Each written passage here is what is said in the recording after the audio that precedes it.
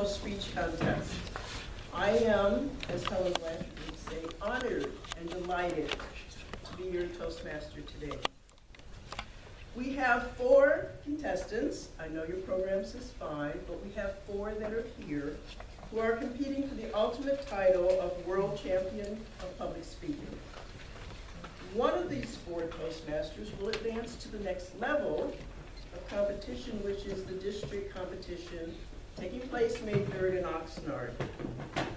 For a contestant to compete in the International Speech Contest, he or she must have completed at least 6 speeches in the Competent Communicator Manual prior to the club contest. However, a charter member of a club chartered since the previous July 1st may compete without having completed that requirement. Today's contest is the 3rd level of a 6-level competition. The 4th level, as I said, is the district contest. From there, contestants move on to the semifinals and the finals taking place in the beautiful, exciting city of Kuala Lumpur in Malaysia during the International Convention. Yes, Robert, that's where you will be going if you win. Don't look at me that way. But let's get back to this afternoon's contest. To advance to the district level, contestants must present a 5 to 7 minute speech on a topic of their choice. A speaker will be disqualified if he or she speaks for less than 4 minutes, 30 seconds, or longer than 7 minutes, 30 seconds. By random drawing, in case you want to mark your programs, the 4 contestants will speak in the following order. Contestant number 1, Robert Lake. Contestant number 2, Cheryl Ronsky. Contestant number 3, Jeff Landau. Contestant number 4, James Ebert. After all 4 contestants have spoken and the judges' ballots have been collected, I will interview each of the contestants so that you can learn a little bit more about them. When I introduce each contestant, I will announce the contestant's name and speech title, repeat the speech title, and then the contestant's name. I have just one rule to remind you of, and that is we will observe a minute of silence between contestants, and after the 4th contestant has spoken, we'll be silent until all the judges' balloting is complete.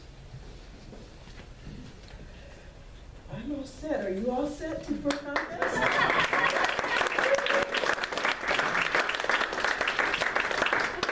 Well, the contestants have been briefed and are ready. Madam Chief Judge, have the judges been briefed and are they ready? Madam Toastmaster, yes, the judges, the judges, the ballot counters, and the timers have all been briefed. Let the contest begin. Awesome.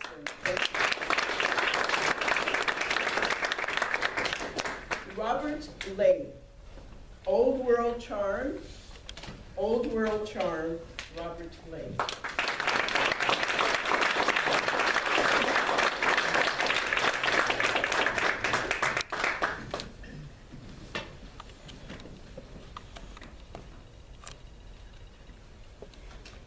I was at my first tango class, and I was embarrassed, humiliated beyond belief.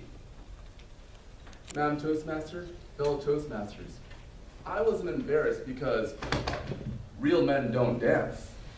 I have seen real men dance. I have seen Arnold Schwarzenegger in True Lies. I have seen Antonio Banderas in Take the Lead. I've memorized those moves, and I'm sure that on that first class I was but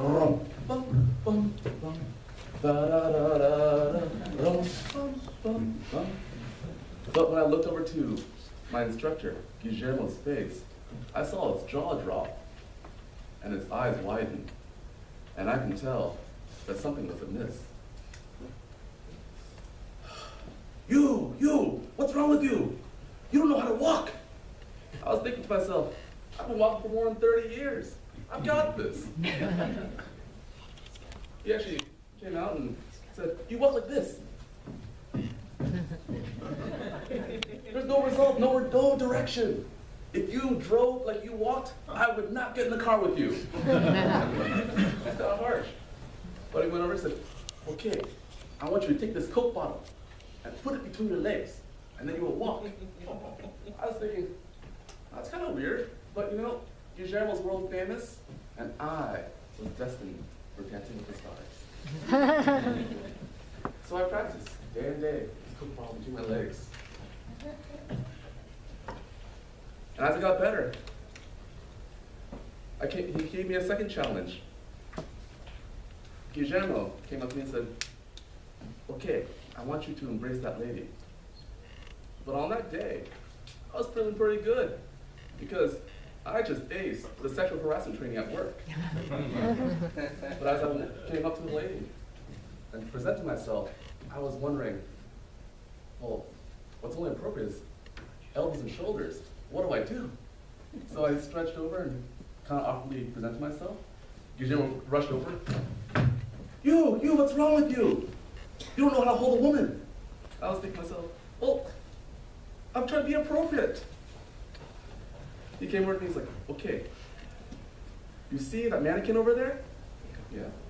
I want you to go over and pretend you are a monkey. And the mannequin's a tree. Now go climb, monkey, climb. I'm like, okay. With the chest, like King Kong. Okay. But that was a little awkward, but I still did it because Guillermo, world famous, and again, I was destined for Dancing with the Stars. I got better. The Coke bottle didn't fall out as often. And I was feeling pretty good with the mannequin. Guillermo gave me a third challenge. He says, okay, I want you to go and ask that lady to dance. Okay.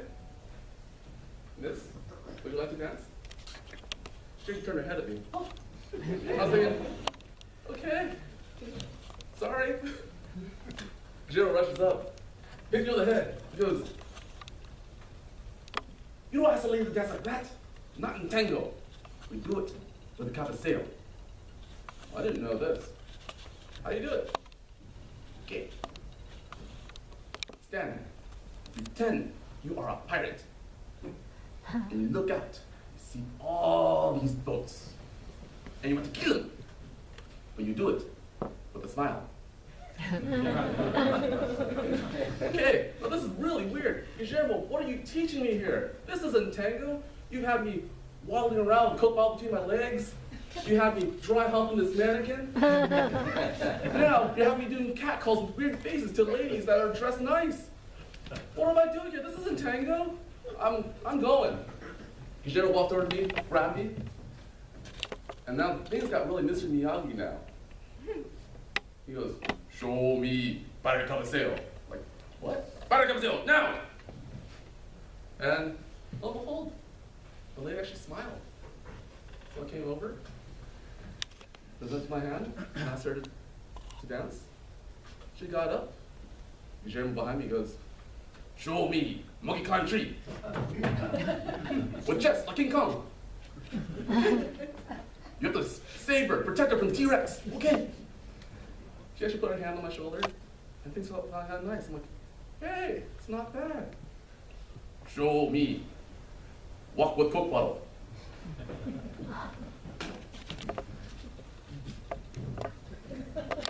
Hey, I'm dancing. I'm not even stepping on her feet. That's amazing. So the light bulb kind of came off, and I probably understood. You know, tango, it's really chivalry in motion.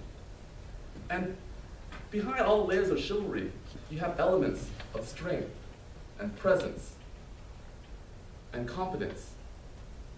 All these things that build up what we call machismo.